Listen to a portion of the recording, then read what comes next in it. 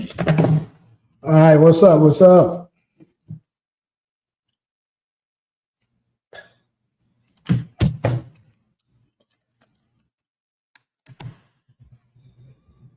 Probably gonna be some ugly ass niggas mad today. I gotta keep it real.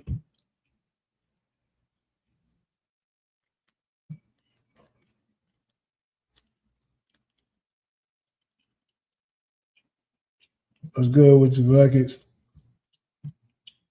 Michael, you ugly as hell. Michael Branford, whoever the hell you are. What's up? What's up with DeMarcus?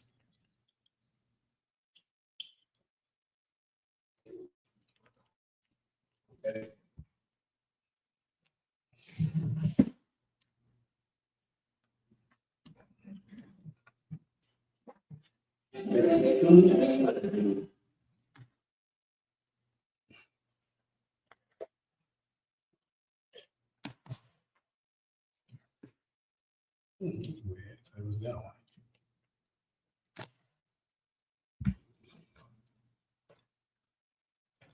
Shout out to my boy, Grant 21. Let's talk the bucket. Yep. So I actually got some interesting shit on here. Trying to give folks some time to come in there. Yeah, I got some interesting stuff here. And I want people to, especially if a young disciple comes today, I got some fun today. I got some interesting takes. Starting with LeBron James is not the best 40-year-old we ever seen.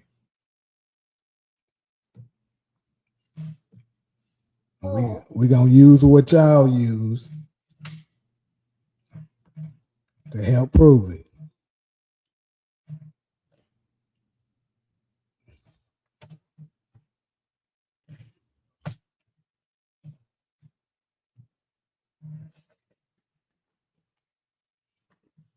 So we got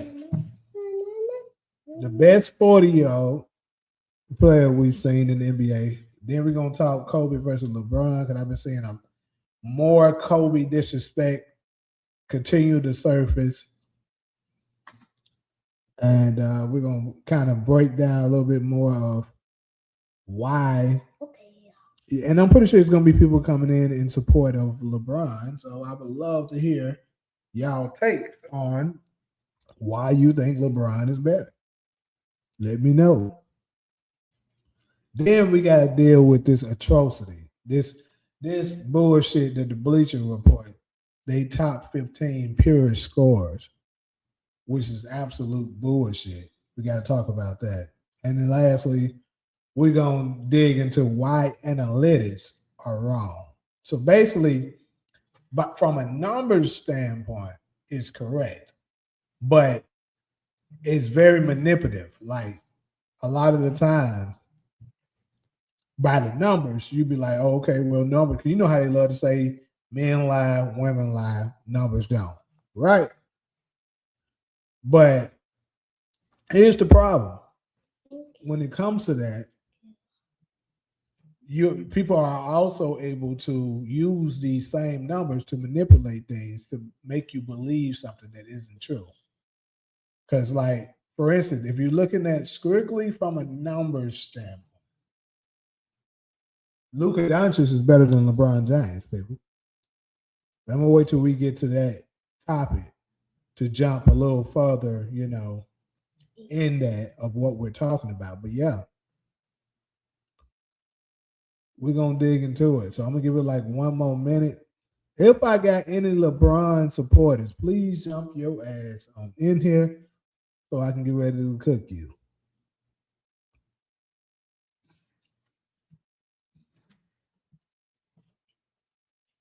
What's up with you, Golson? Shout out to DeMar. He said, Michael, stop trying to impersonate me and copying my style. Be original. Well,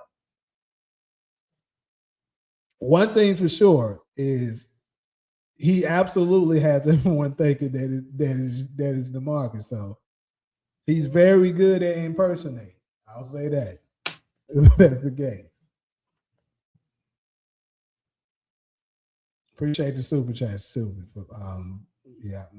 Yeah. Um, Roblox girl, what's good? So we've been out here long enough. I'm gonna go ahead and get started. So who is matter of fact, first I'm gonna ask the chat. And I mean, it's no wrong answers here. Obviously, what I'm about to reveal is still opinion based. But I'm curious of to you guys, who is the best 40-year-old player that you guys have seen in the NBA? Like I said, again, there's no wrong answers. If that's what you feel, unless you just come out with some absolute bullshit, then I'm gonna say, hell, no, you ain't last wrong. But just give me you guys pick. Obviously, we have a damn good 40-year-old player playing in the league right now.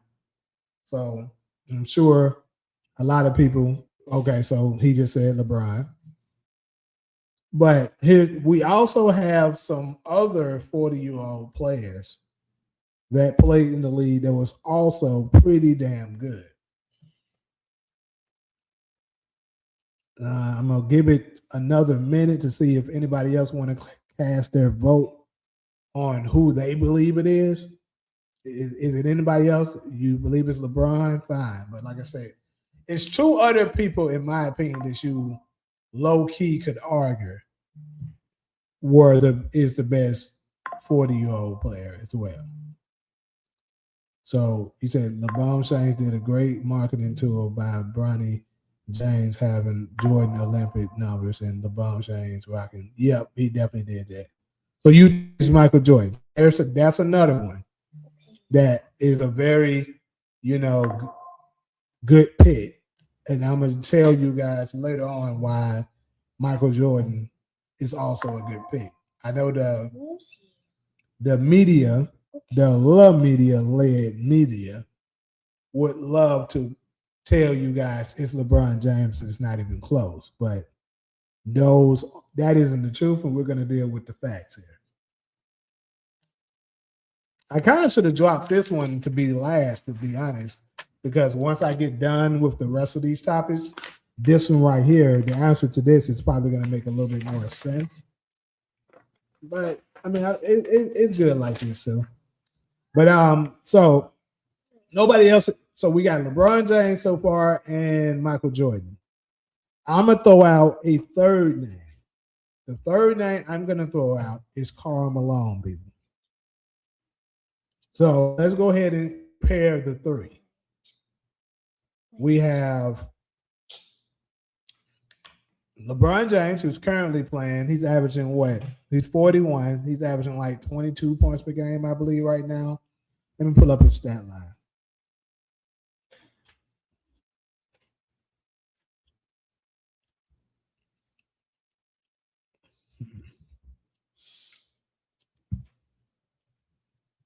Let's pull up LeBron's stats right now.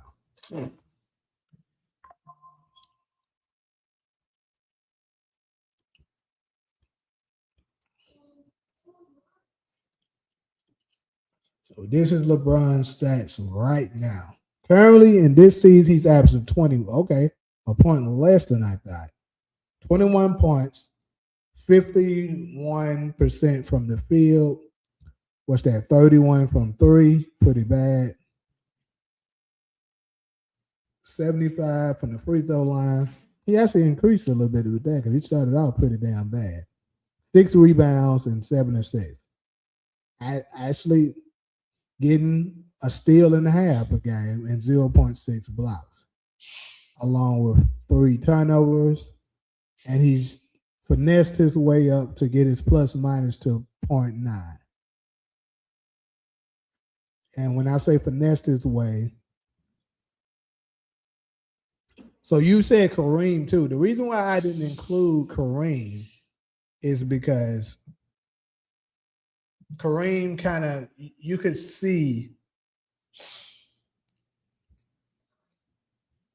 a big decline in Kareem's game once he was 40. Like his numbers definitely took a major drop. So I mean, obviously Kareem was still good. Matter of fact, let's go ahead and take a look at Kareem's numbers.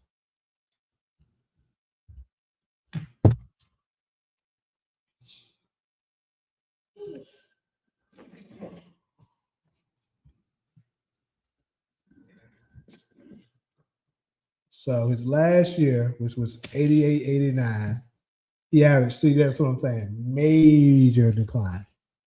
10 points, 47% from the field. Obviously, he didn't shoot threes. His free throw numbers is down. He only got 4.5 rebounds. Yeah, a block. You know what I'm saying? Major decline. He only played 22 minutes per game. Now, that's another thing, too, that matters, I would say. The minutes. Because when Kareem was still playing, you know, a good, viable amount of minutes, which is, I would say, at least 30 plus. Let's see, 33 here in 1985-86 season. He averaged 23, which is still pretty damn good. And you can see he still shot 50% from the field, 56%. Pretty good free throw numbers. Rebounding ain't too great. His rebound started taking a nosedive as he got older, as you can see. But see, the major thing that really needs to be looking at here is obviously his minutes declined a lot. He only played 22 points, basically 23 minutes per game this last season. But on top of that, which is the biggest thing, is he shot 47.5, basically 48% from the field. That's a major decline because when you're a post player, you know, typically you shoot a high percentage from the field. The fact that he's shooting under 50 as a, you know what I'm saying, as a center, that's a major decline. LeBron was chasing Kareem Abdul-Jabbar's record as the oldest player in the NBA. Yeah, I get that. But see, Kareem got those numbers because of how many seasons he played, you know, and kept going. Compare that to, obviously, I'm not comparing it to LeBron because LeBron did it later.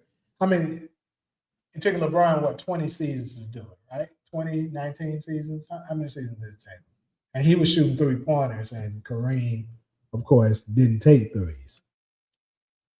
So, obviously, Kareem did it in less games and less shots. Well, not less shots, less games. Probably, I'm not sure about the shots thing because, like I said, he took 2-pointers. LeBron took 3.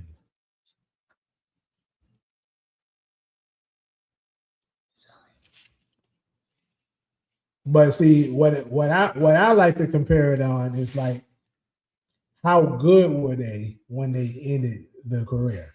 So if you look at Michael Jordan, he averaged 20. Let's go ahead and go to Michael Jordan's stat line real quick.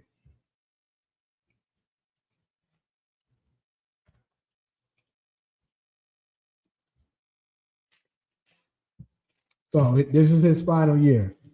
You see, he played 82 games, averaged 20 points per game, 44.5 on the field, 29 from three, pretty damn bad. 82 from the free throw line is pretty good. 6 rebounds, that's pretty good. 4 assists is solid. 1.5 steals, 1.5 blocks. 0.5 blocks. Only two turnovers per game. So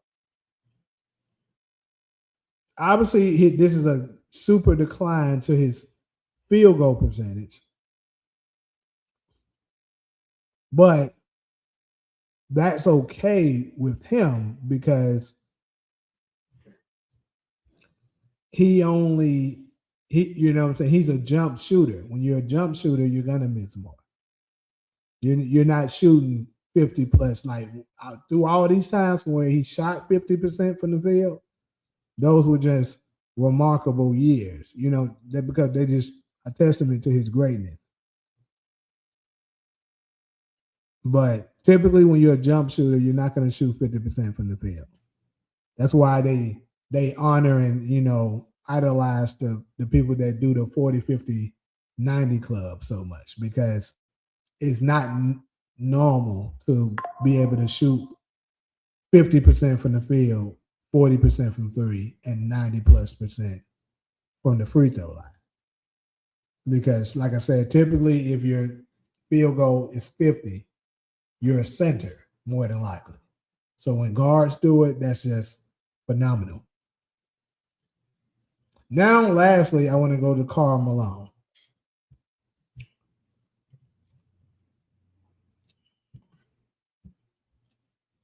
Now, as you know, his last season, he played for the Los Angeles Lakers.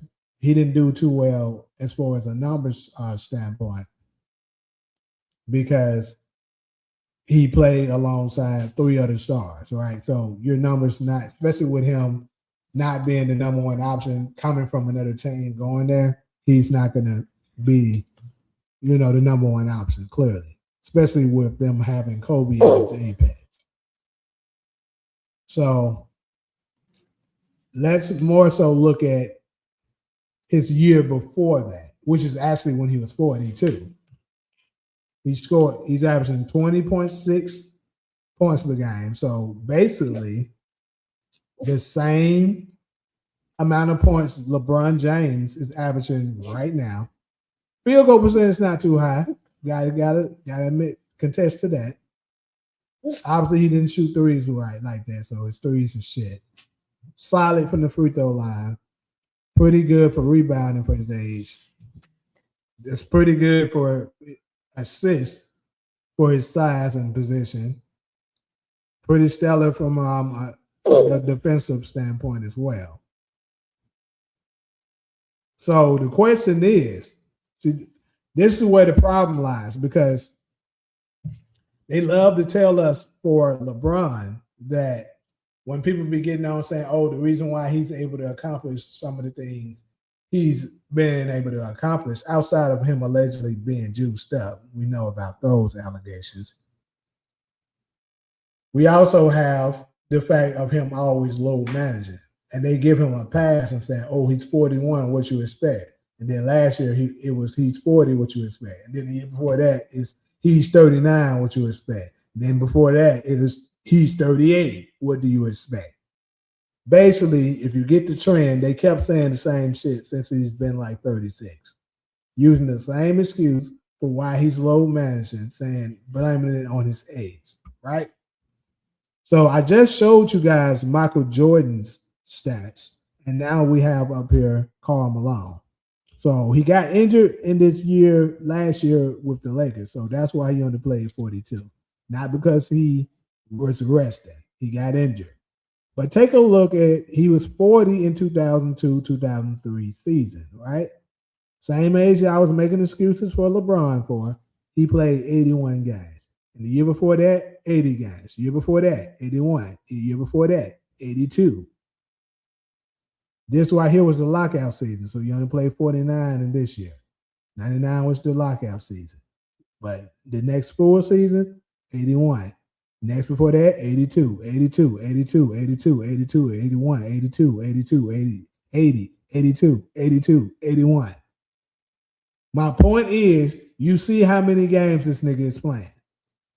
Now, they keep telling us that LeBron James is able to sit out and make an excuse that it's okay for him to load manage because of his age. I'm showing you guys a man who also played a bunch of games. He didn't sit out. He didn't do load management. He played all of the 80-some games. The only time he sat out if he was unable to play, just like the other greats during his time. So let's go ahead and get rid of that bullshit that they love to say for LeBron James, saying, "Oh, he's able to load manage because of his age." It's bullshit, y'all.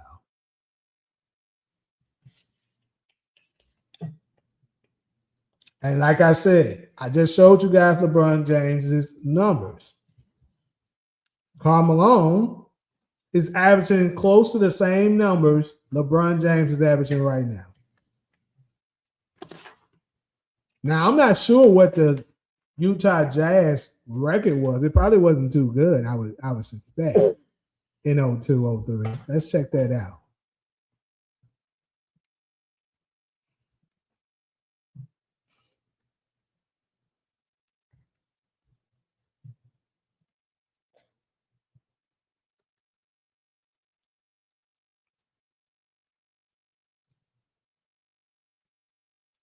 Yeah, that was pretty slow. 21 and 52. But it would make sense though. They kept their same players that was trash, and they weathered down. So you say Vince Carter and Andre Iguodala. Well, obviously, they're not in the same league as the people we're speaking of. Vince Carter played 22 seasons, but he was a shell of himself about time Vince Carter retired. So he's not in the same category of what we're talking about. All the people that I'm mentioning right now, they still was averaging 20s when they in their 20s when they was 40. And then here's the other case. LeBron James is averaging 21 points per game in the cupcake era, where any and everybody can score 20. I mean, shoot, we just got through witnessing a bomb by the name of Bam drop 80. So you know this league is some bullshit. And I ain't gonna call him a bomb. Let me not do that. But I'm just saying, we just witnessed Bam Adebayo drop 80. So that lets you know how full of crap this league now is.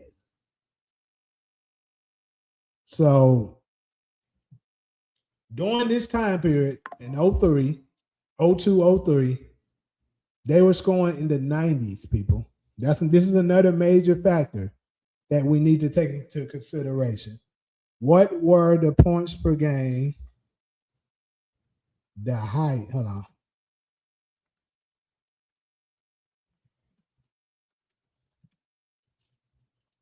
Highest points per game by teams in 2002. Oh shit, I gotta put NBA.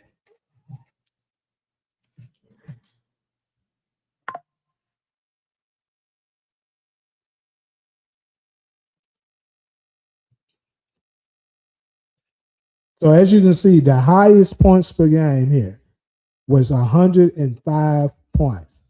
Look at the top people. 105, 104, 101, 100 points, 99. And you look at the league today,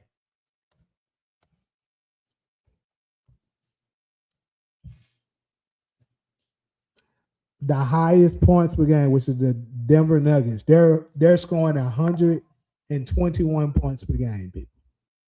So 20 points more than what they were scoring during Karl Malone's last season and Michael Jordan's last season. They were averaging 20. Think about this, people. So Michael Jordan averaged 20. Karl Malone averaged 20. LeBron James is averaging 21 in a league where they're averaging 120 points per game. A whole 20-point differential from the time when they was playing. So that goes to show you that if you do it by the comparison, if you throw LeBron in that time period, his 20 points per game would only be around 15 points per game, people. It's the same with his assist. because with less possessions, because that's the reason why they're scoring much less during the time period of Karl Malone, them is because they don't have as many possessions. The pace was way slower. Okay. So if the pace is slower, there's less possessions. That means you're going to get less assists. So therefore, LeBron's 7 or 8 assists per game that he's getting right now is going to be essentially 5 to 6. It's not the same. They're manipulating you guys to believe he's the greatest 40-year-old you ever seen. It's not the truth, though. Now, him being able to dunk the way this nigga's dunking, I give you that. You can't argue that still. But I believe that has a lot to do with him being on that balcony, allegedly. But we just simply basing it on how well they're playing in the game. But from a numbers standpoint, because you LeBron fans love numbers. Y'all love stats. I'm showing you from a stat standpoint, it's not LeBron James. You can argue, like I said, you can argue Karl Malone. You actually can argue Michael Jordan. I know y'all love to hate to hear that. Because y'all hate Michael Jordan so much.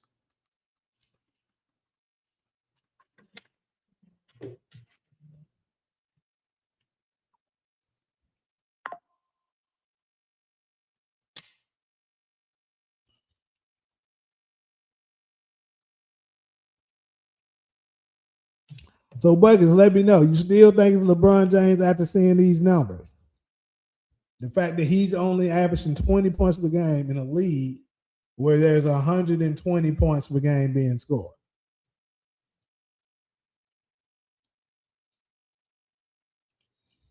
Now, I know another argument that LeBron fans will probably want to make, and I know you're not a LeBron fan. I'm just saying, in general, this is what LeBron fans would love to try to make a case on. LeBron fans would like to say, well, he's playing with Luka. He got to share the ball with Luka, and he got to share it with Austin Reeves. Fair enough. But here's the problem. If you're going to make it a case saying he has to share the ball with two players that are better than him, I would make the argument of why isn't he winning that? Why isn't he winning that championship? Because let you guys tell it, he's still a top 10, top 15 player in the league. That's what you delusional clowns be saying. So if he's still a top 15 player in the league, that means Luka, which I'll give it to him for sure, Luka is a top 5 player. And that means Austin Reeves must also be a top 15 as well. So you're telling me you got arguably two top 10s, which I don't think Austin Reeves is a top 10. Just letting you know. I don't think he is. He's probably, you make an argument a top 15. The problem is I don't think LeBron James is a top 20 anymore. But they want to manipulate you with the media, the stats, and the lies. That's the reason why analytics is so dangerous, which I'm going to dive deeper into on this last topic. But you say, I hate to say this, however, if LeBron James win a chip at 41, he would be the greatest 40-year-old player in the NBA.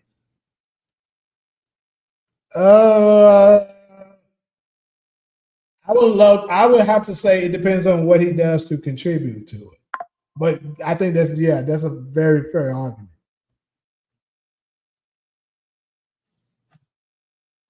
I mean, because you can't just say him winning the championship could do it, because like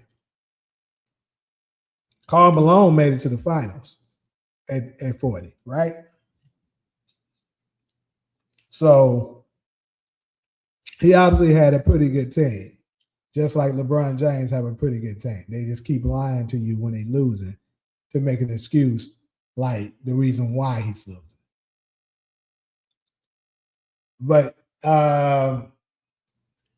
also, Let's see, hold on. Because Tracy McGrady was on the Spurs, I believe, and he made it to the finals in 13. Unfortunately for him, he retired after 2013. If he would have stayed on the team for one more year, he could have got him a ring. So he was a bench warmer basically at that point of his career. So that's why I say it depends on what he does to contribute. But I think it's a good argument that if he wins the title and he plays a significant part, then yes.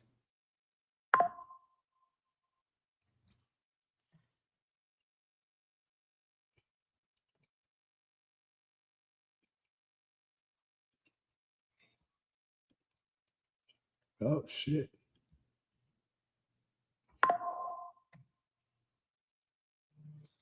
So I'm gonna go ahead and head to the next one because I see a lot. It's not too much. Now we're gonna tap into Kobe and LeBron.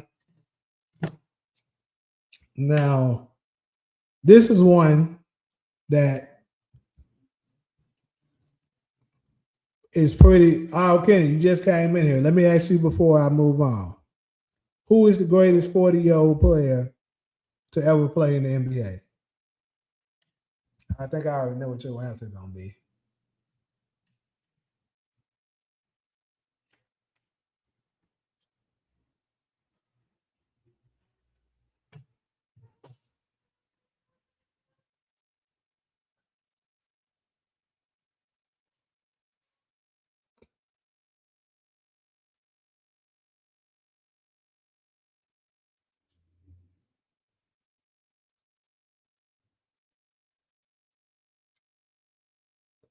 I don't know. You do so happen to come in doing these damn LeBron topics.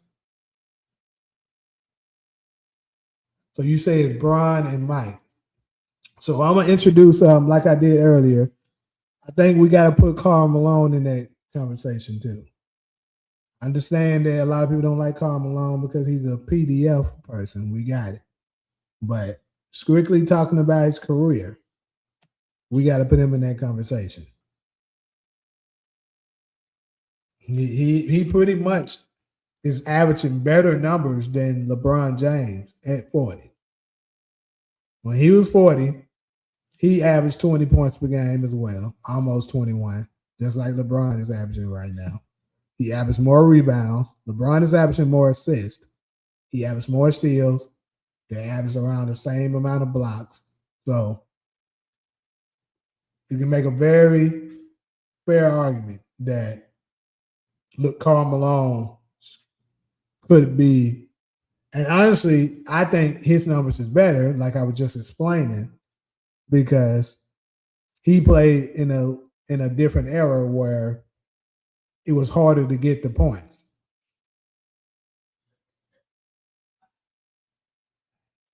So I think his last year, let me check that 100%, but I think Karl Malone's last year with the Jazz, he was 40. I could be wrong, but if he wasn't 40, he was like 39. So we might well say 40.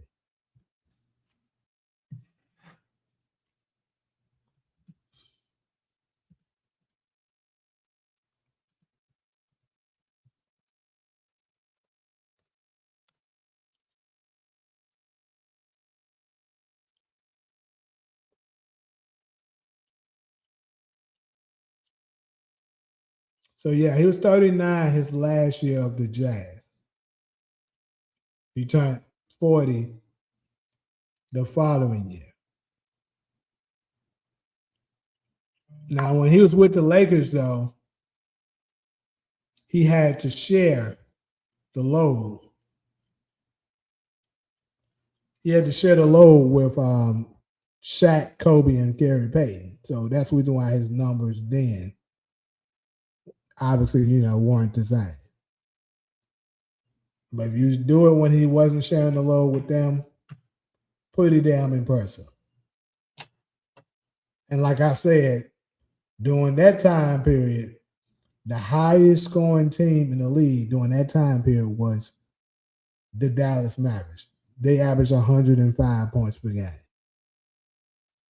The highest scoring team in the league now is the Denver Nuggets. They're averaging 121 points. So that shows you the difference. You can score way easier now. And Karl Malone was pretty much at 40, was putting in about a fifth of his team's points. LeBron's not even putting in an eighth of his team's points. So it's not the same, people.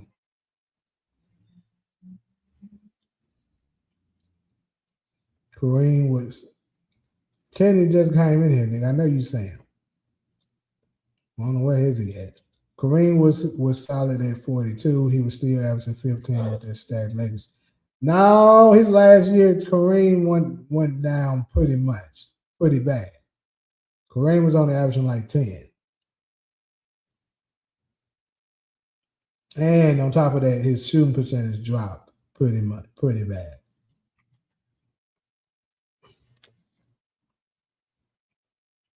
Anyway, though, time to dive into this Kobe and LeBron. First and foremost, I need to know, is there anybody in here that believes? Well, let me ask this. We ain't got that many people in here right now, but just give me your picks. Kobe or LeBron? Who would you take all time? Who is the better player? I think you can make a pretty fair argument that LeBron has the better career. But who is the better player?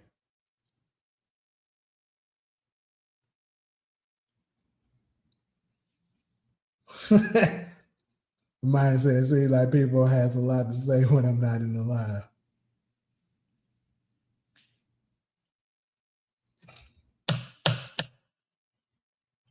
So he said Kobe. I'm gonna go ahead and let y'all know my pick is definitely Kobe. I believe Kenny is probably gonna say LeBron, but let's see.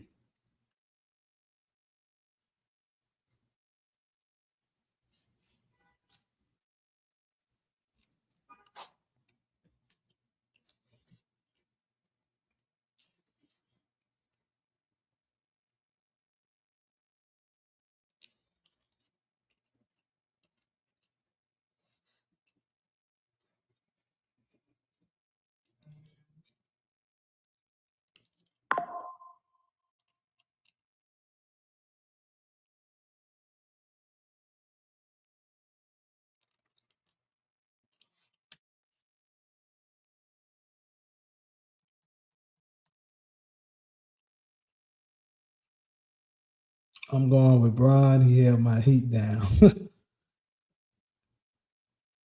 The engine said Kobe. Okay, so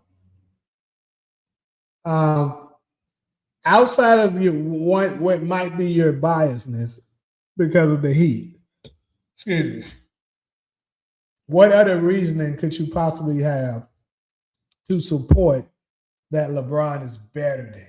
Again, we're not talking about who had the better career. I would agree that LeBron has probably had the better career. And honestly, and that's only because of accolades, which I believe accolades can be misleading too, because accolades is based on how well the media likes you.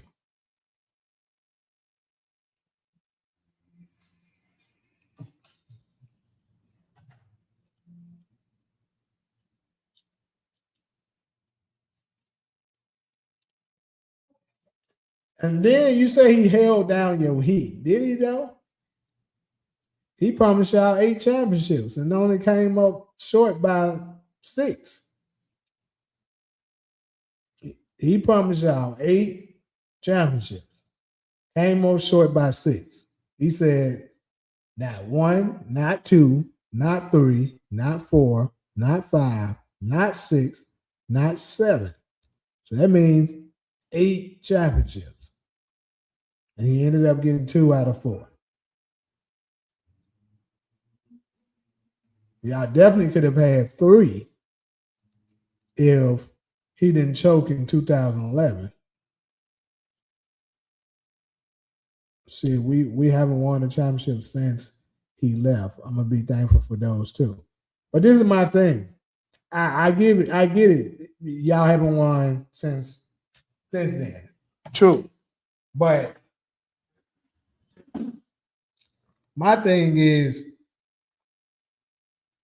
it was also other players on that team. It's not like he's the only sole reason that he won. I'll never forgive for the mass shit though. Yeah. They absolutely could have. Y'all could have three-peated. See, LeBron messed up his legacy by losing.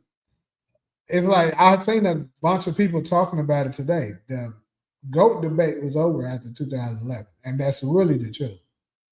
It was over after 2011. So the people that keep trying to put him in categories that he doesn't belong in is just crazy. Because if he could have won in 2011, that would have been a three-peat. Because it would have been 11, 12, and 13. If he had a three-peat on his belt, along with being the number one, got the most points in NBA history, top 5 in rebounds, top 5 in assists, and he now doesn't have that atrocious meltdown on his resume, you could make an appealing argument that he could potentially be the greatest. But since that happened, that shit is down the drain. And then, of course, he lost a bunch of other finals after that.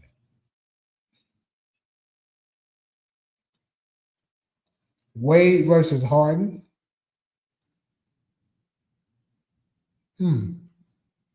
I don't think for me, Wade versus Harden is not even a discussion.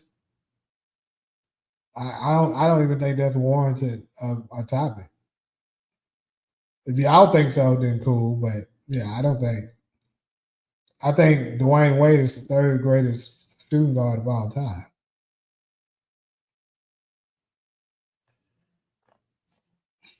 Which is just another indictment of why LeBron is so overrated. You had the 3rd greatest shooting guard of all time on your team. You claim to be the greatest of all time. And look at your finals record. It's crazy.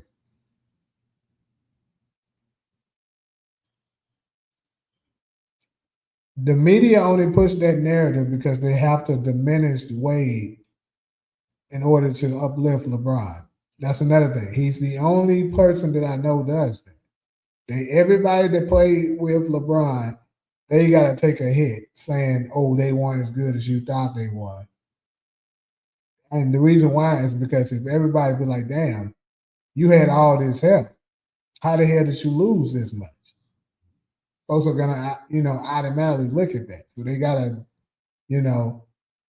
put this shit in your head that these people on his team wasn't that good, so that they can,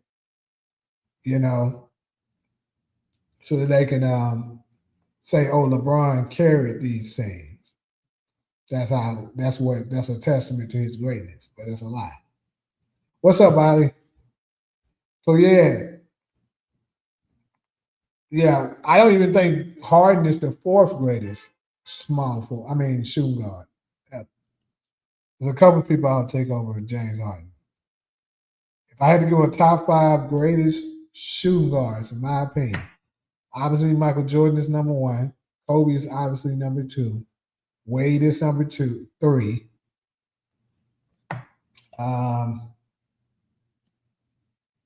probably would argue Allen Iverson is number 4. And then you make an argue Jerry West being number 5.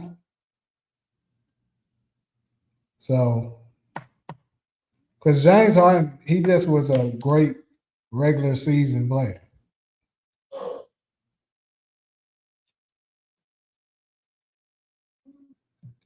Send the chaos. What's the question mark for? But yeah, James Harden just a great regular season player. Like, do I think he's one of the greatest shooting guards? Like, obviously top 10 level, sure. But Wade was impressive during the season, during the playoffs, during the finals. He got a Finals MVP, and Dwayne Wade excelled on both sides of the court. James Harden don't do anything on the defensive end. Who would you say is better, Tim Hardaway or Dwayne Wade? I'm gonna go with Wade. I mean, obviously Tim Hardaway was a great player, but I'm gonna go with Wade on that.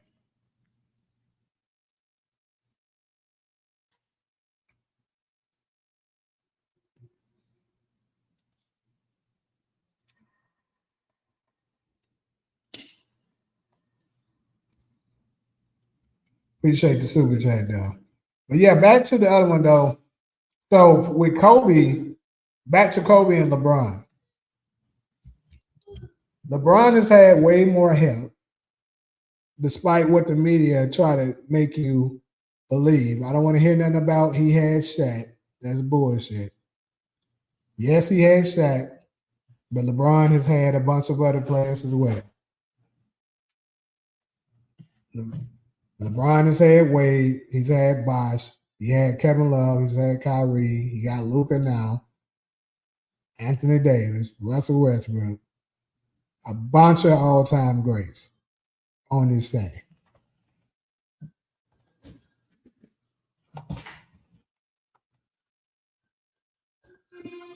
You said somebody deleted your question. What the hell was your question?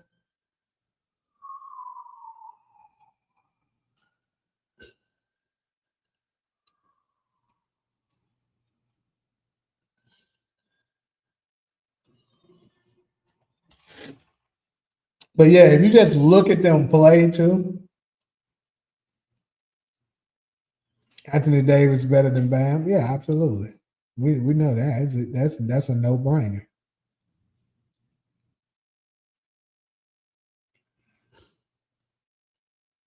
But yeah, you look at them head to head. See what now? I don't know what you're talking about.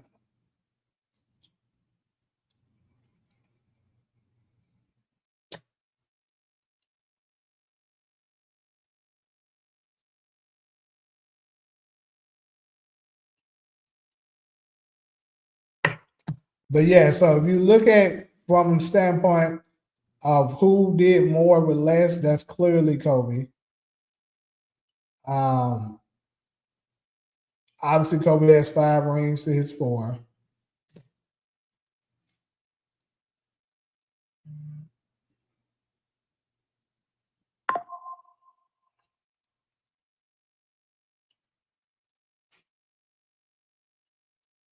Okay, so you trying to say some bull crap. That's what you're doing.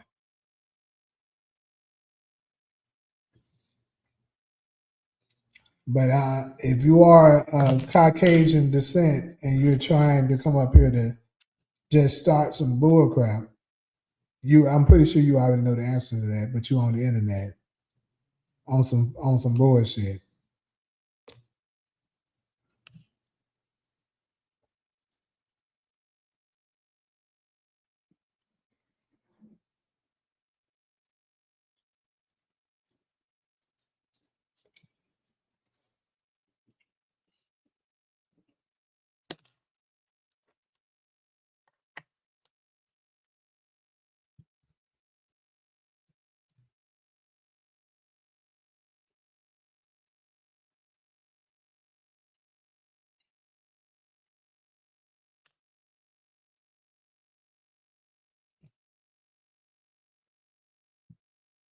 Anyway, though, like I said, Kobe definitely way more skilled. There's nothing on the court that you can say was Kobe's weakness. I can break down a landslide of weaknesses in LeBron's game. Like the only weakness, if you want to try to just look for shit in Kobe's game, You may because I remember when I was up here one time talking about it, somebody tried to say Kobe's witness is decision making. Like matter of fact, I think Young Disciple tried to say that shit. Said that Kobe's weakness with decision making because he should take a lot of bad shots, which I can agree with him on that. Kobe took a lot of bad shots, but it was more so during the time where the Lakers team didn't have as much talent and he just didn't trust his teammates at all. He was like, fuck it, I'm going to take it. I don't care what kind of shot it is.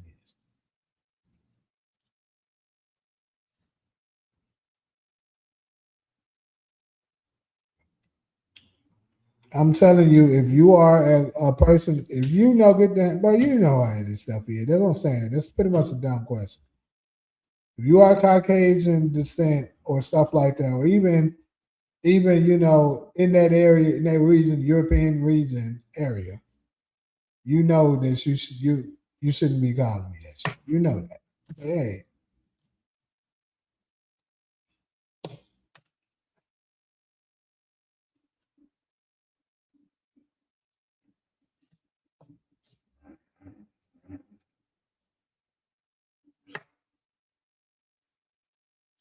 cool. I'm done addressing you now. You better get no more energy out of that. Anyways, hey, what episode did y'all stop on? I know y'all did 8 last night. Where y'all stop at?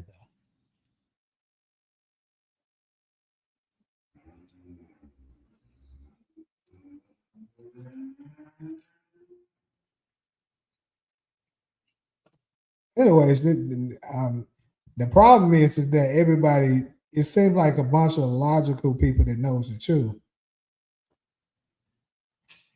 is in the chat right now. So we ain't really got to dive in too deep on Kobe being better than LeBron.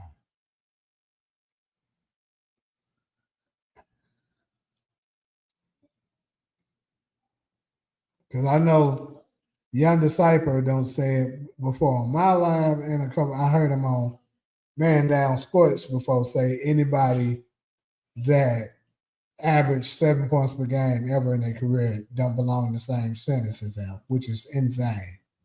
It really doesn't even make sense, but it is what it is. After we get done, should have dive into more of why that shit doesn't make sense. But now I need to get to the most atrocious part of this live. Bleacher Report's top 15 purest scorer list. Now this shit right here, them niggas was out of their mind.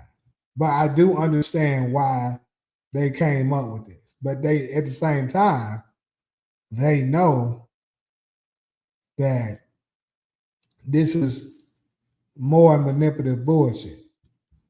Like they know that this is not the truth.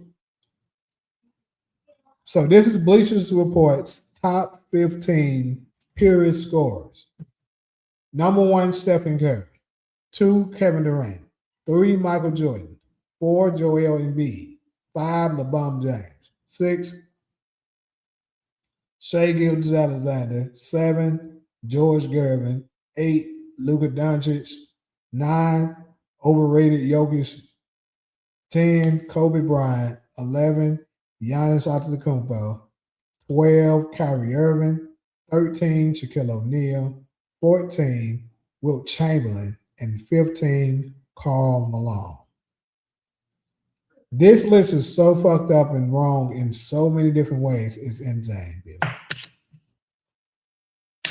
Now, as y'all know, I am a huge Stephen Curry fan. So, even I gotta say, come on, bro. Steph Curry is not the most purest scorer of all time. And the problem is they're dealing with analytics. Analytics is a lie. Analytics makes you believe something because numbers will support it, but not necessarily, you know, not necessarily the truth will support it. Like I said earlier, if you look at analytics, Luka Doncic is better than LeBron James, people, in every way. Look at LeBron James' number when he first came into the league, and then look at Luka Doncic. He's crushing them at every statistical category. But see, I'm pretty sure a lot of you guys would disagree if I was to come out like a dumbass and say Luka is better than him. Look at the numbers. Because that's what y'all do.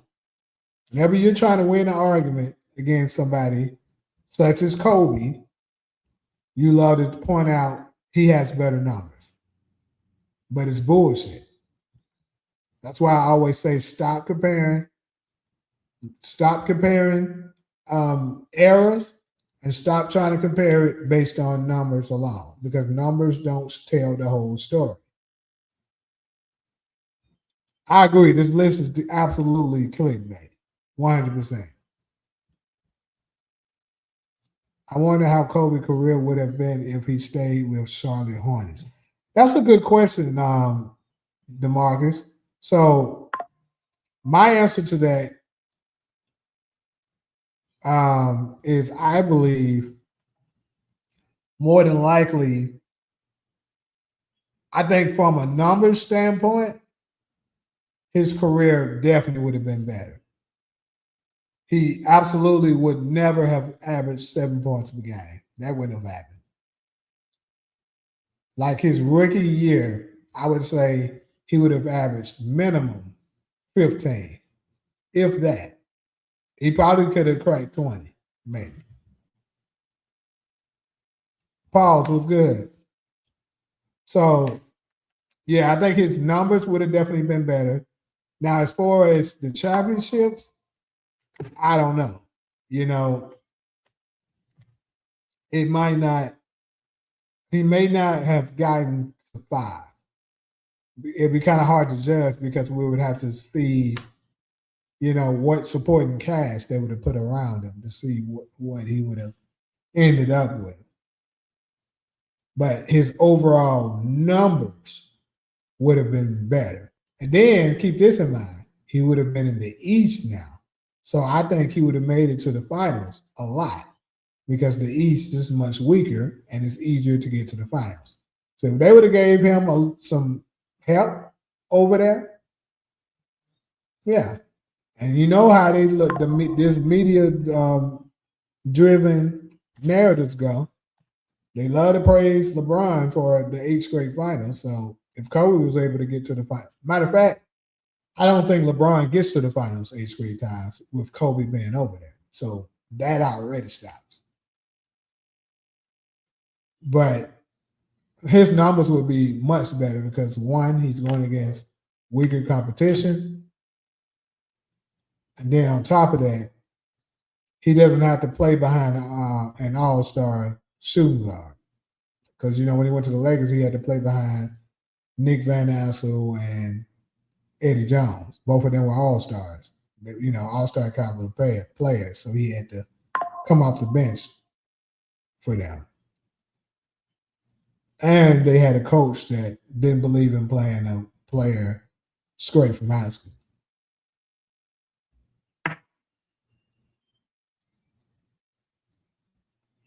But yeah, back to this bullshit ass list. Like I said, I don't agree with Steph Curry being the purest scorer. I get the reason why they put it because, like I said, from an analytics standpoint,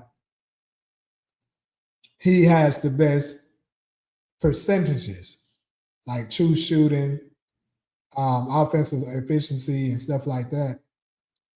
If by those measures, he would be number one. I mean, he shoots, I think, 46, almost 47% from the field for his career, 44% from 3, 92% from free throw line.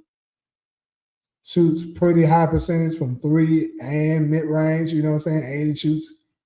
Just overall, he makes shots at a very high level.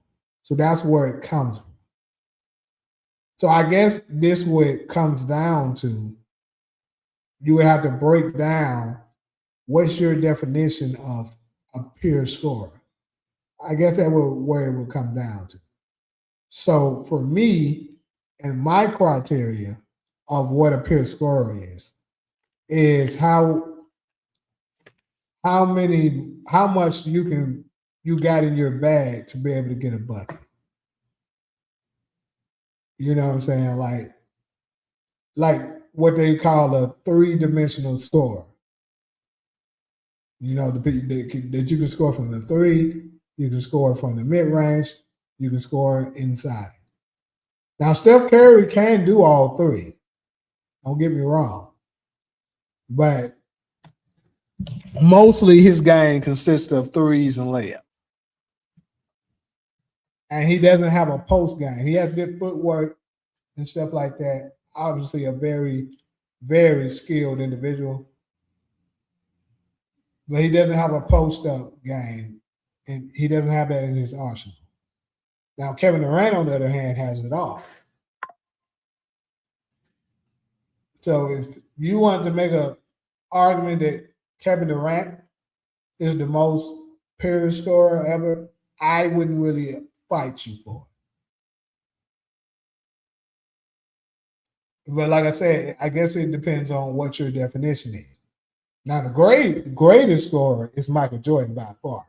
People need to stop trying to create narratives and come up with bullshit to try to say it's somebody else. Like I hear Kevin Durant's name come up, which obviously Kevin Durant is a phenomenal scorer, but how that should be compared is who put the ball in the basket the best. And when you do that and look at it from that perspective, the answer is 100% Michael Jordan. He has 10 scoring titles. He's now 6 all time in scoring because Kevin Durant just passed him this week. But look at the amount of games it took everyone else to accomplish what he did in just 13 seasons. Michael Jordan scored 32,000 points in 13 seasons. Kevin Durant just passed him, and he's in year 19. So that's 6 whole seasons, people. Basically 5 seasons, because Michael Jordan technically played 13 and a half seasons. So it took Kevin Durant 5 whole seasons to pass him. Same with LeBron James. LeBron didn't pass. He passed him quicker than Kevin Durant did, but that was more so based on durability. Like, to be fair, let me say this. Let's be fair to Kevin Durant. Because I forgot, Kevin Durant did have a few season-ending injuries. Because I know he was out for the full season, I think, in 2014? I believe it was. To the 14-15 season, I believe Kevin Durant was out. And then, of course, he had that Achilles tear in 2019 when he was with Golden State, and that put him out a whole year. So those 2 seasons took a lot of time out. So if you measure those up, instead of the 19 seasons, it would be 17. So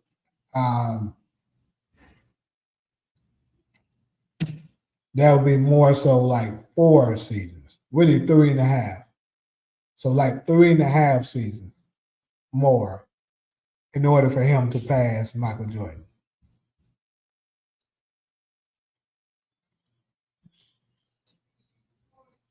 No, Steve Nash is not on this list. Or AI. Steve Nash isn't a scorer. Now he is one of the most number one efficient. I think if he may have been at one point, Steph Curry may have possibly passed him. But I do know at one point he was number one in efficiency shooting, number one efficient shooter, or something like that. So, but see, that's what I'm saying. Steve Nash is not a pure scorer. That's the reason why, which is what my last topic is talking about. The reason why analytics are misleading. Eddie Jones and Nick Van Assel are better than Bam too. It doesn't work. Hey, Kenny, you hear what DeMarcus said? Eddie Jones and Nick Van Assel, they better than Bam. Glenn Rice and Glenn Robinson. Rice was a damn good shooter. I agree. T-Mac absolutely should be on this list, along with Carmelo Anthony. So let's get back to this bullshit list. Jokic did not belong anywhere on this fucking list. I don't know how the fuck they got this nigga number 9. Then got him over Kobe. The disrespect is it just gotta stop. Here's the real list of what this shit should probably be. Like I said, I'm not mad if you want to say Kevin Durant is number 1. I wouldn't be mad because of how Kevin Durant scores in bunches in so many different ways and not having any weakness whatsoever in his game as far as scoring. You can make that good argument. You can make a good appealing argument that Kevin Durant can be number 1. I wouldn't be mad about it. I would take Mike over him because of how Mike scored, how much he was able to put up, the mentality. Because I've seen Kevin Durant be shut down before. I've never seen Michael Jordan get shut down. We've seen people made him work harder and maybe had a bad game, but just lock him down for a series, no. We've never seen it. In fact, I've never seen nobody just straight up lock Steph Curry down. I mean, I guess you could maybe argue 2016.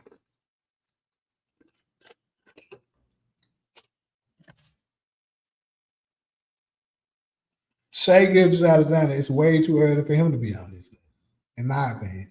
Well, not way too early, but I think it's too early. I don't think Donovan Mitchell belongs on this list. But for sure, Jokic, I got to go back to that nigga. Jokic, how the fuck are you on this list? It's crazy. Replace Jokic with T-Mac or Melo.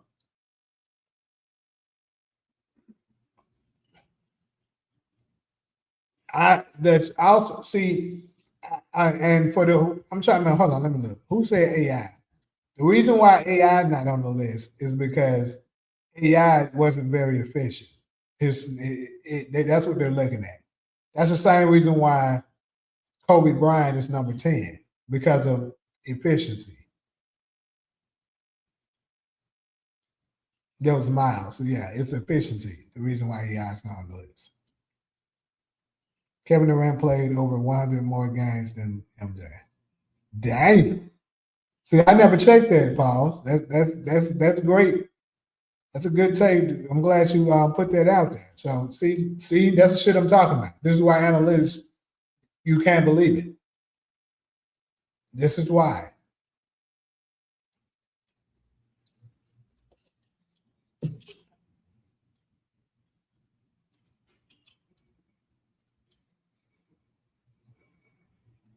See, yeah. So Miles, you saying about the 3-level score? That's my definition. I'm not saying that's what Bleacher Report is going with. Bleacher Report, I believe they're going with the analytics standpoint, meaning efficiency. How efficient they were from the field. free throws and all that stuff factors in.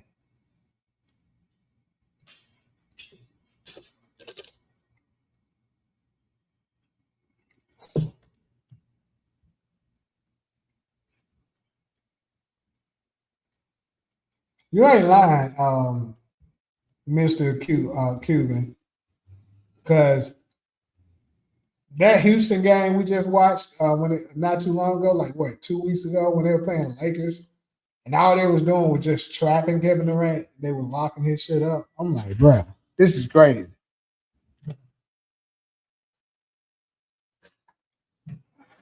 Yeah, I agree. Michael Jordan, yeah, he got the highest points per game ever and the most scoring titles. That's why I say he's unquestionably the greatest scorer in my opinion.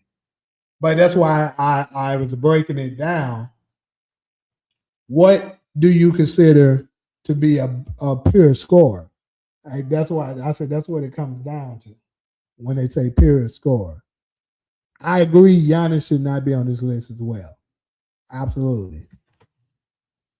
Then they got Karl Malone, number 15, the third greatest, the third leading scorer of all time. Kyrie is a goddamn bucket. He should be higher, perhaps. Definitely should be over Nikola Jokic. I'm still stuck on that. Yeah, I am. Fucking Nikola Jokic don't belong nowhere.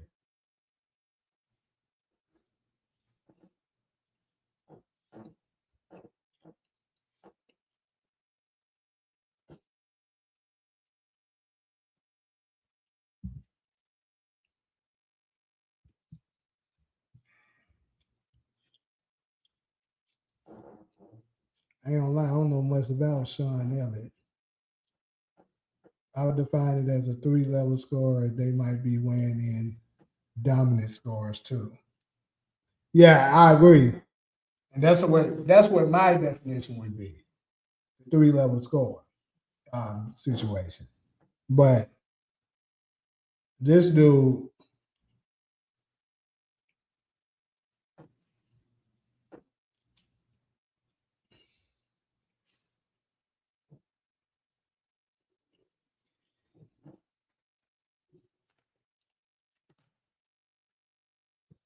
but yeah, it's just another tactic for them to, try to attack Kobe.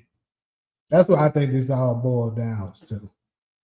They want to get the people mad at. I told y'all they've been slighting in mind since he passed away.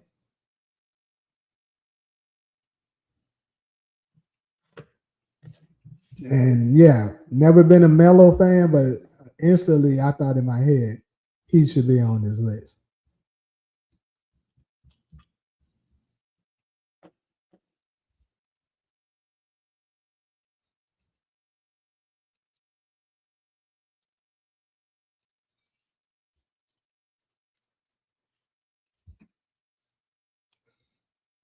But yeah, so I'm gonna head down to this last little one, last topic of the day.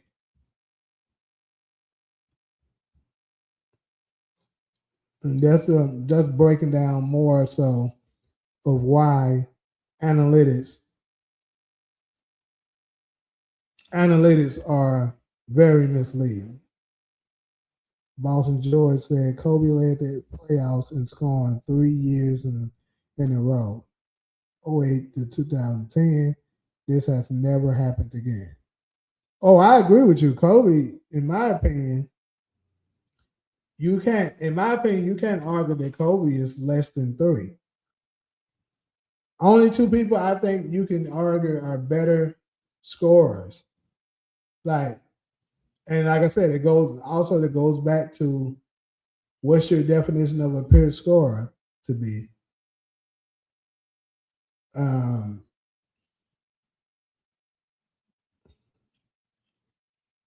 it would be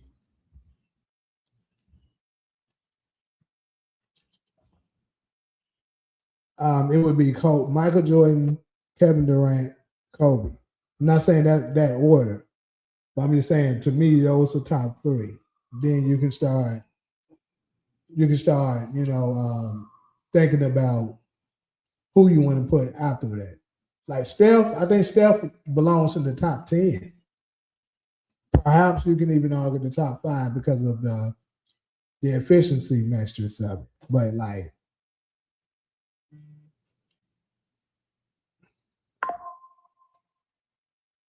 what do I think of the MVP rankings? Shout out to my boy Detroit Kings. Karl Malone should be 11. Yeah, arguably could be in the top 10.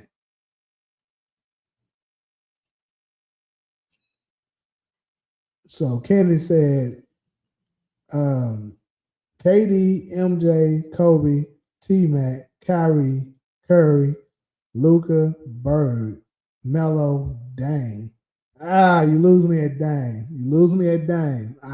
So far your list is kind of cooking for me. I could rock with it. I don't know how Dame gets number 10. This nigga, hold on. Hakeem, Dirt, Joel, Pierce, then Joe Johnson. This nigga got Joe Johnson, and I get it. ISO Joe was a motherfucker, but nah.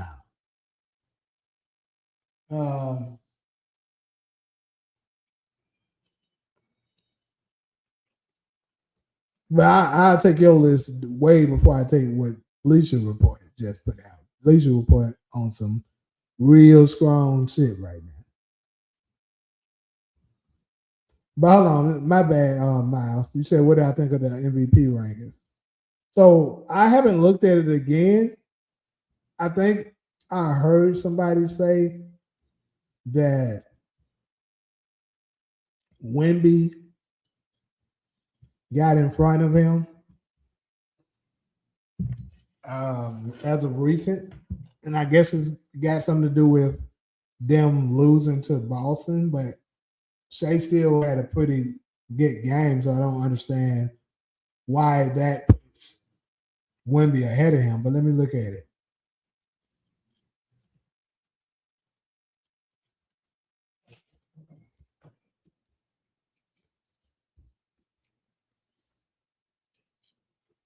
Yeah, they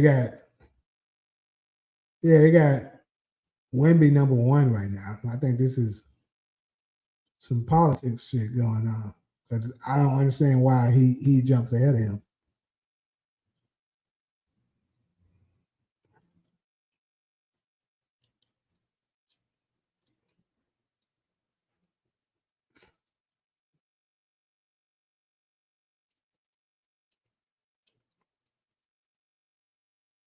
For me, Shea is still the MVP.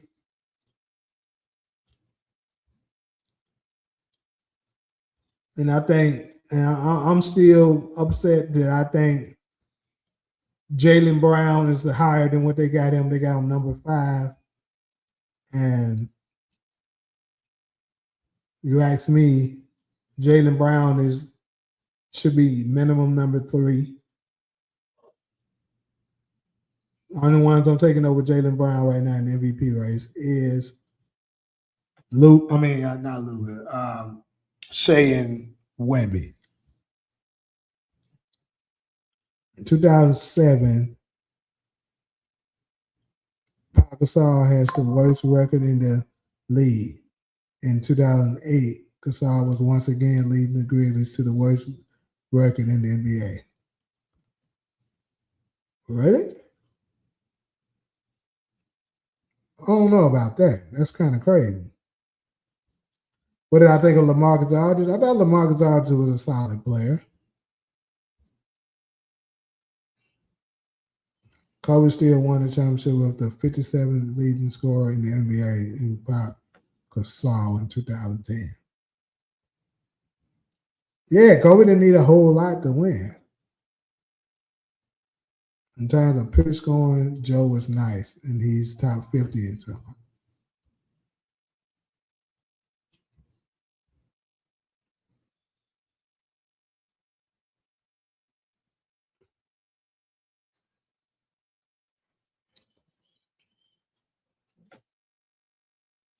Yeah, but I'm gonna tell you something that I don't really see Dame do a whole lot that a lot of these other players have in their game. and that's the off-ball play. Dame's scoring is mostly consistent of off the dribble.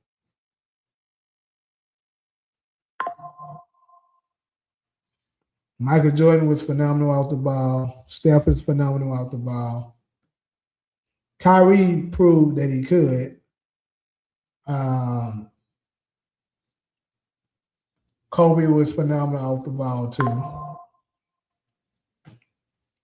If you played in the triangle offense, you were good off the ball, period. I think they want to give it to Shea. They might stop him from repeating too. They don't. I don't think they want to give it. Yeah, that's what I think too. Like I said, it's a lot of politics in the NBA. They pick and choose who they want to win shit. And I think you're right. They don't want to give it to Shea again. So they're looking for someone to give it to.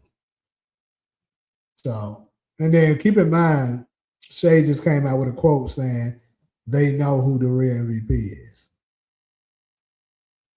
And then look at the shit this nigga Wemby been saying, advocating for himself to be it. Kind of sounding like Joel Embiid a couple of years ago when he was trying to get MVP. And to me, if you are the MVP, you shouldn't have to ask to be the MVP.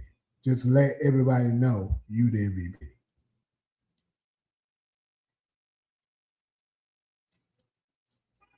It's just to get the gamblers to vote on Wemby. They did the same with Luka last week.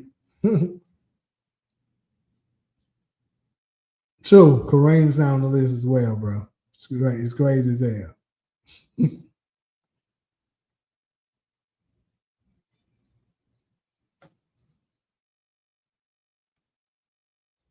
So the reason why I don't have Shaq in the top 5, that's why I said we're talking about pure scoring. And like I told you, my definition of pure scorers would be like we was talking about, the 3-level scorers. Shaq obviously only could pretty much score inside the paint.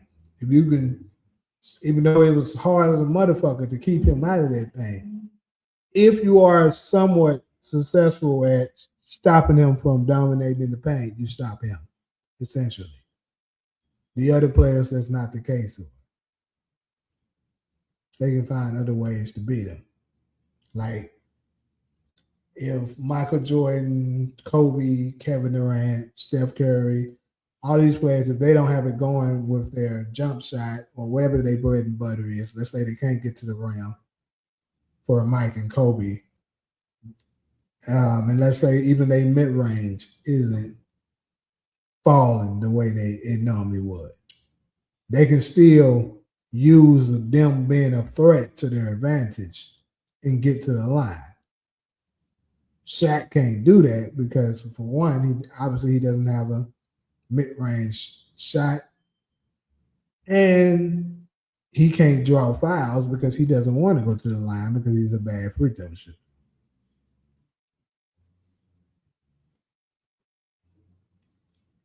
Yeah, sure, but I'm not gonna knock him for that. Harden and Luka both ball dominant too. And if you pay attention, I don't have neither one of them in my top 5 either, especially Harden. At least Luka has proved that what he's doing, he can also do it in the playoffs. James Harden has yet to prove that yet.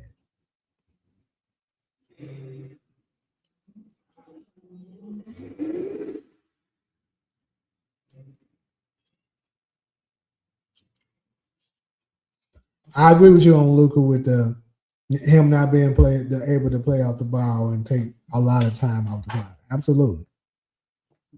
He's only effective with the ball in his hands,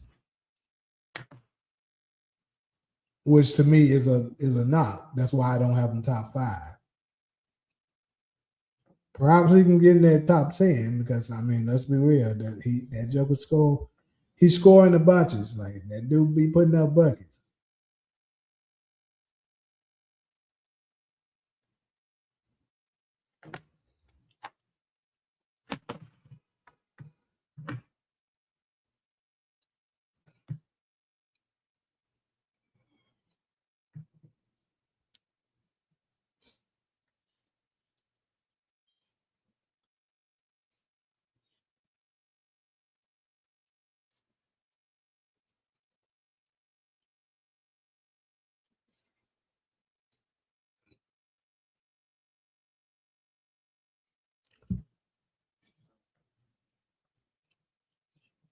Speaking of analytics, what do you pay the attention to the most? Bro, to be honest with you, I'm not tied into that analytics bullshit too much because I think it's all bullshit. I mean, I think it should matter to a degree, but they pay attention to it too much. Like analytics are telling you that you should shoot the three more. Basically, they're telling you just threes and layups. That's the reason why they keep saying how the mid range is a lost art in the NBA game now. You know, because very few shoots the mid range now. But if you pay attention, the best scorers are people who shot the mid range very well. You got certain outliers that defies those rules. Like even Steph Curry, even though obviously we know he's pretty much universally known as the greatest shooter the NBA has ever seen. He even shoots the mid range very well. He just doesn't shoot it as much because from his standpoint, it makes sense for him to shoot more threes because he makes them at such a high rate that if you can get 3 points instead of 2 and you're shooting that higher percentage, you should do it. But that doesn't mean the rest of the league should follow and do the same thing. That's where the problem lies. Because let's look at the greatest scorers we've ever seen. Michael Jordan, he excelled at the mid-range. Kobe Bryant excels at the mid-range. Kevin Durant, also phenomenal at the mid-range. Shit, Allen Iverson, pretty good. I'm good. Well, I ain't gonna say he wasn't excellent at the mid-range, but you know, he could shoot it. He could get to the rack pretty damn well. Shit, T-Mac. Hell, who else? Dirt.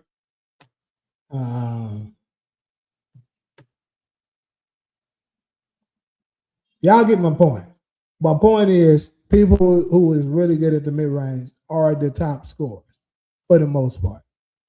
And then the other ones pretty much consist of really dominant centers.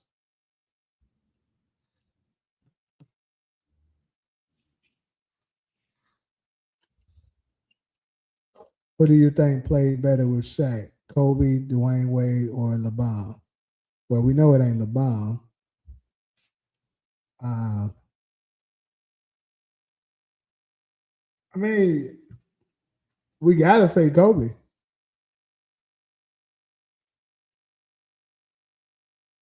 He won 3 titles with the dude. Granted, he was older when he played with both Wade and LeBron, but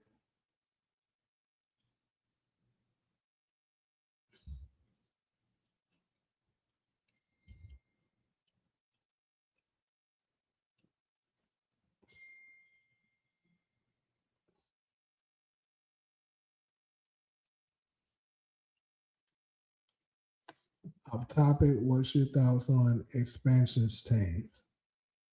So, you know, I kind of low key agree with T-Mac to a degree. They don't have enough talent to be trying to expand. I know a lot of people believe that they do, but that's the younger generation that don't know anything about real talent. They just think, oh, because they can dribble, they can do more dribble moves and they can shoot threes better. That automatically means they're better, but it's not. It's not as entertaining for one thing. And let's be real, the NBA now, you know the players, you know the top players on the best teams for the most part, unless they are legend. You know what I'm saying? Like Steph Curry's team is the 10th seed right now, but you know players on there because they were legends. But the rest of the teams, bro, like Washington Wizards and shit like that, bro, you can't really name Utah Jazz. I mean, you can name a few on there, but for the most part, you can't name any players from those teams. So if you struggling to want to watch these teams that we already have and know the players of these teams, why the fuck do you think it's a good idea to expand to add two more teams?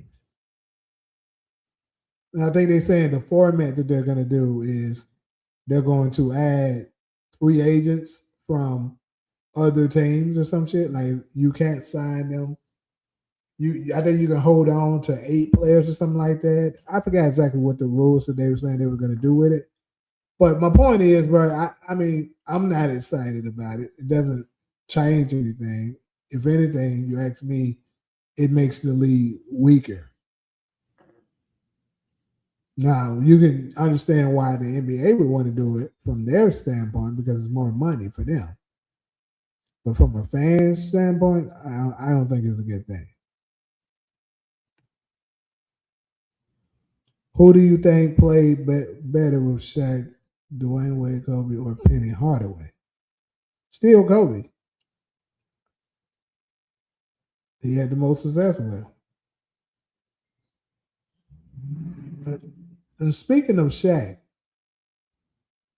a lot of the media, that of course, aka LeBron supporters, love to paint this picture that Shaq carried Kobe. But if you pay attention to Shaq's career, he's been swept the most of all the top players. No other player that's a top 10 caliber player has been swept as much as Shaq has. Shaq was always getting swept. Shaq has actually played with some pretty talented teams. Like you just said, he had Penny in his early days, couldn't win with it. Then he got Kobe, he did win. Then he got Shaq, he won. But see, here's the thing. He wasn't able to win with Penny, and undoubtedly Shaq was the number one option, right? Then you move on to the Lakers. They won their first one in 2000. I would say it's fair to say Shaq was the best player on the team. But after that, 01, a very strong argument can be made that Kobe was the best player. And here's the thing. I think Shaq needed Kobe just as much as Kobe needed him, if not more. Because look at history. When he didn't have a player that was better than him on his team, he lost. Penny wasn't better than him. He lost. When he had Van Nassau and Nick Van Nassau and Eddie Jones, who were pretty good players, they were getting swept. It wasn't until Kobe emerged that they were starting to win championships. And then when he moved to Miami, Dwayne Wade was better than him. They won the championship. And then he moved with Cleveland. Me personally, I don't think LeBron plays well with any big. It just doesn't work because LeBron needs the lane open. But to be fair, Shaq wasn't the same as he was when he played with, Wade, Kobe, and Penny.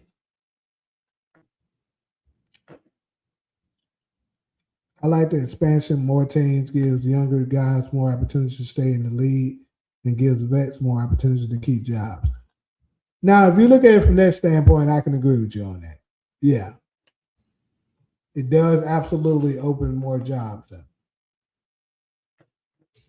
But I'm speaking from a production standpoint on how good I think it's going to be. I don't think it's a good thing. I actually think Shaq played better with Penny Hardaway than Kobe. Would you be upset if Kevin Durant ended his career with the Super? No, why would I be mad about that? That's the team that drafted him. They'll kind of be poetic. I definitely see Kevin ending his career in Seattle and LeBron with Cleveland. Makes sense, I guess. And then Seattle don't have no skin in the game to be mad at Kevin Durant because he didn't leave them. He left Oklahoma City. And technically, Kevin Durant got drafted by, Seattle.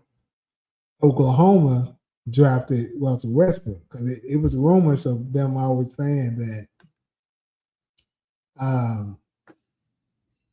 that Oklahoma City's front office used to treat Russell Westbrook better than, like, he was their primary. That's who they were catering to the most, or more so, I guess you can say. And if you think about it, that Russell Westbrook was their baby. They drafted Russell Westbrook. They didn't draft, at least Oklahoma City didn't draft Kevin Durant.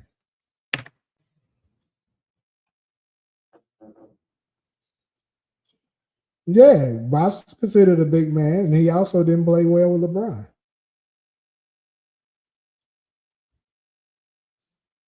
That's why I be telling people, when LeBron plays with these players, that's considered a good big or something like that, you notice they always start shooting threes more.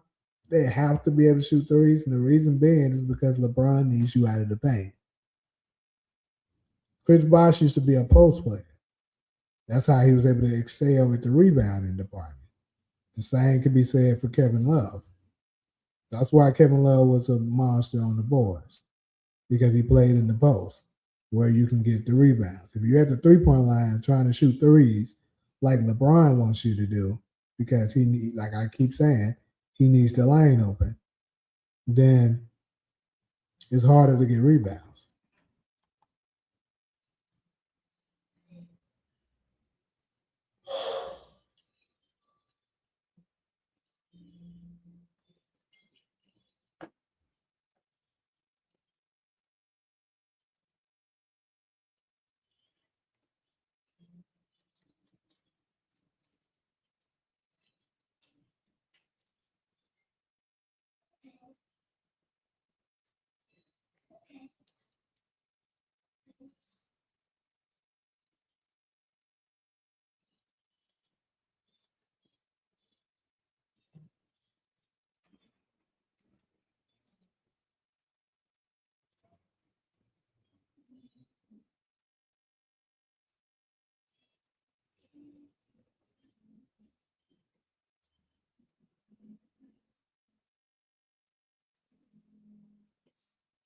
Anyways, though, good people, I think I'm about to get ready to close out this one. Prepare for some other, probably about to do some more videos and shit.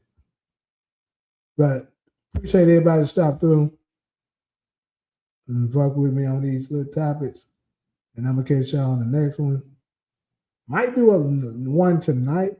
I got to see, because it's possible I might have an engagement that I got to attend later. So stay tuned. I'll let y'all know probably in the Discord and in the community, because I know everybody not in the Discord, but stay tuned.